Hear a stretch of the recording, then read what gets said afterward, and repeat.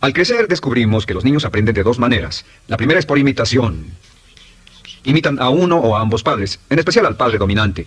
Algunas veces el padre dominante cambiará cuando crezca el niño, y a veces los niños imitan al padre, a veces a la madre, pero aprenden por imitación. Muchas características y hábitos que tenemos como adultos los aprendimos de nuestros padres. ¿Alguna vez ha tenido la ocasión de gritarle o reñirle a uno de sus hijos? Verá que le dice las mismas cosas que le dijo su padre a usted cuando era niño. Así que imitamos. A veces imitamos su caminar, a veces su forma de hablar, a veces imitamos sus valores, sus creencias, etc. Aunque esos valores y esas creencias no tengan ningún valor. ¿Por qué? Porque nuestros padres eran así cuando nosotros éramos niños. La segunda forma en que aprendemos es pasando de la incomodidad, lo que no se siente bien, hacia la comodidad. Freud llamó a esto el principio del placer. O sea que nos movemos hacia aquello que nos hace sentir cómodos, lo que nos da placer, lo que nos hace sentir bien con nosotros. Nos movemos de la incomodidad hacia la comodidad. Así es como aprendemos a no mojar el pañal, por ejemplo. Sabemos que no es agradable caminar con popó o pipí en nuestros pañales. Vemos lo que hacen nuestros padres, vemos lo que nuestros parientes hacen y decimos, estas personas no hacen lo que yo. Así aprendemos a caminar y lo demás. Así que de la incomodidad hacia la comodidad. Durante toda nuestra vida, por cierto, así es como aprendemos. Imitamos leyendo lo que otras personas hacen, estudiando libros y en el trabajo, imitamos cuando vamos a la escuela, y hacemos lo que nos da resultados positivos, lo que nos da refuerzos positivos, y hacemos cada vez menos las cosas que nos causan incomodidad o dolor. Ahora, muy temprano en la vida, como equivocación o como resultado de una equivocación que los padres cometen en la crianza, los niños comienzan a aprender hábitos y patrones negativos. Los patrones y hábitos negativos tienen sus raíces principalmente en la crítica destructiva. La crítica destructiva comienza muy temprano en la vida, a veces en los primeros meses. Y la crítica destructiva la usan los padres para dirigir y controlar a sus hijos. Desafortunadamente, tiene un efecto muy peligroso y dañino sobre nosotros, ya que la crítica destructiva tiende a minar la integridad de la personalidad del niño. Muchos de nosotros, incluyéndome a mí y a muchos de ustedes, nos hemos visto minados y heridos por la crítica destructiva más que todas las guerras en la historia. Ahora, como resultado de la crítica destructiva, comenzamos a desarrollar hábitos y patrones negativos. Los patrones de hábitos negativos son respuestas condicionadas hacia los estímulos. Los patrones de hábitos negativos se desarrollan en los inicios de la vida. Se desarrollan como resultado de una repetición del temor y el dolor una y otra vez. Se desarrollan como resultado de la crítica destructiva, el castigo físico, etc. En los inicios de la vida comenzamos a desarrollar dos manifestaciones que nos persiguen durante toda nuestra vida y más que ninguna otra cosa inhiben nuestro potencial. La primera es la llamada patrón de hábito negativo inhibido. El patrón de hábito negativo inhibido se aprende cuando al niño le dicen una y otra vez no. Aléjate de ahí, no toques eso, y se le castiga. Cuando el niño intenta algo nuevo, o se involucra con algo, o huele algo, o derrama algo, o rompe algo accidentalmente, el padre estalla y se enfada mucho. Como ven, el niño está impulsado por la curiosidad insaciable de explorar su mundo. Y lo que pasa es que cuando lo explora o se interesa y echa a perder algo, si el padre reacciona golpeando al niño, el niño comienza a pensar cada vez que intento algo nuevo, cada vez que intento algo diferente, cada vez que voy más allá de mis límites, cada vez que me salgo de mi zona de comodidad, cada vez que no juego sanamente, me golpean, me castigan, me lastiman, me envían a mi alcoba y me siento mal. Y muy pronto el niño desarrolla el sentimiento de no puedo, no puedo.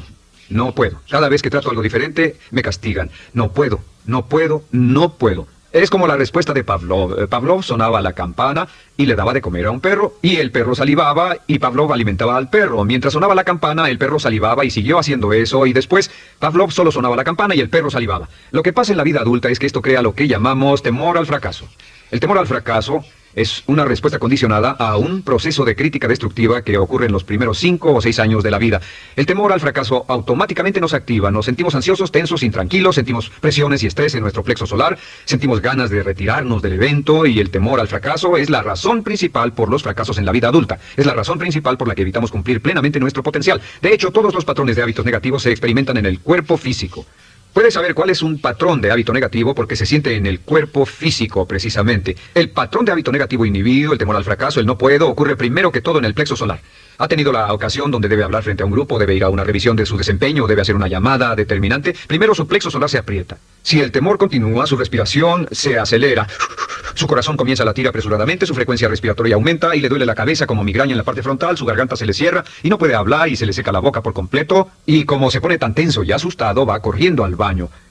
Estas son todas las manifestaciones. No hay peligro físico, pero sí peligro psicológico, una respuesta condicionada. Cuando sentimos estas cosas, la tendencia es retirarse de la situación que las ocasiona, y es la razón por la que no logramos mucho si retrocedemos. Es muy importante.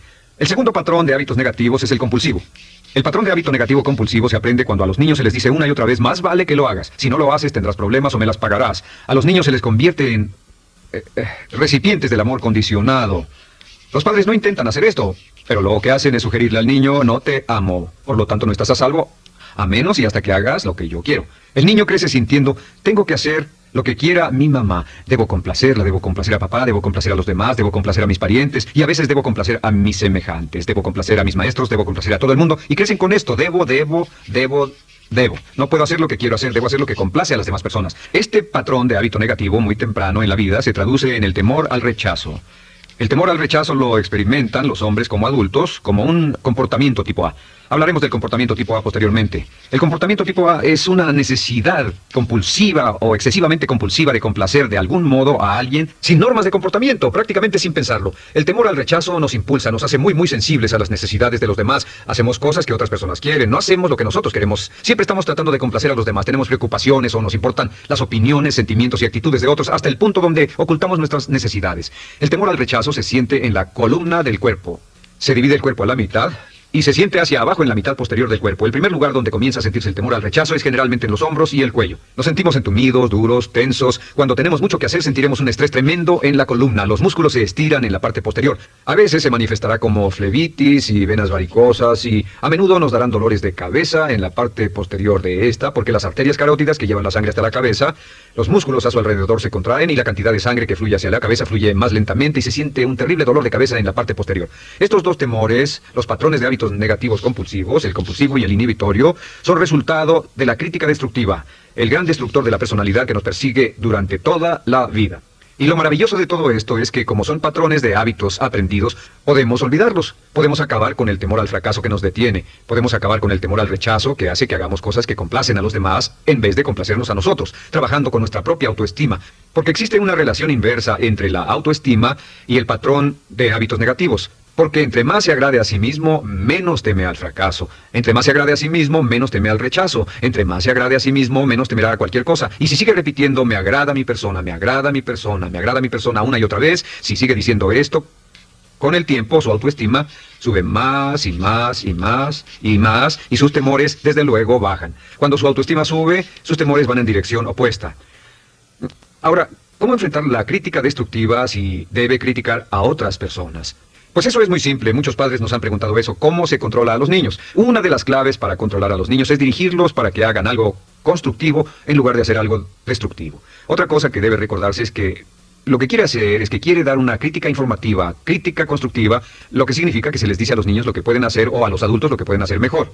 Todo el propósito de dar retroalimentación de cualquier tipo es mejorar el desempeño. Si es padre, o si es jefe, o si es una persona en una relación, si una persona está haciendo algo malo o inadecuado, todo el propósito de darles cualquier tipo de retroalimentación es para que puedan hacerlo mejor. Sin embargo, existe una relación directa entre la autoestima y la crítica destructiva. Cada vez que se critica a una persona, su autoestima baja. Y cada vez que su autoestima baja, su habilidad para desempeñarse baja. Si critica a una persona en forma destructiva demasiado tiempo, llegará a un punto donde no intentarán nada. Se convierte en lo que llamamos hipersensible. Un adulto hipersensible es aquel que no puede aceptar críticas de nadie. Un adulto hipersensible es una persona que está muy tensa, ansiosa, si siquiera sugiere que no está haciendo lo correcto. Si trata con un adulto hipersensible, la clave es sentarlo y recordar 4 cosas. Número 1, comenzar con alabanzas. Número 2, proteja la autoestima de la persona a toda costa. Número 3, discuta el desempeño y no a la persona. Hable del comportamiento más que de la persona. Y número 4 es enfocarse hacia el futuro en vez de en el pasado. Enfóquese hacia lo que va a hacerse en forma diferente en el futuro en vez de lo que pasó en el pasado. ¿Por qué? Una razón muy simple, porque una persona no puede controlar el pasado. Al no poder controlar el pasado, cualquier crítica de lo que han hecho en el pasado les da un estrés tremendo y frustración. Así que en resumen, la clave del éxito en la vida es una actitud mental positiva. Una actitud mental positiva se basa en expectativas de éxito, de una serie de expectativas positivas. Esa serie de expectativas positivas se basa en sus creencias y en su concepto de sí mismo. El centro de su concepto propio que determina su eficacia en la vida es su autoestima, y su autoestima se mide por cuanto se valore a sí mismo. Las dos cosas que nos frenan más que nada son el temor al fracaso y el temor al rechazo. Y uno de nuestros secretos centrales de éxito es este. Conviértase en un organismo generador de autoestima perpetua. Haga continuamente cosas para usted mismo, hacia sí mismo en su vida, que hagan que se agrade a sí mismo, que se ame, que se acepte, que se respete, que hagan que se sienta fantástico con usted mismo. Si es un jefe o un padre, no olvide que la clave para el máximo desempeño en su hogar y en su trabajo es hacer que las personas se sientan maravillosamente consigo mismas. Entre mejor se sienta consigo mismo y más se agrade, más probable será que logre que las personas a su alrededor lo quieran, lo acepten, lo respeten, se respeten.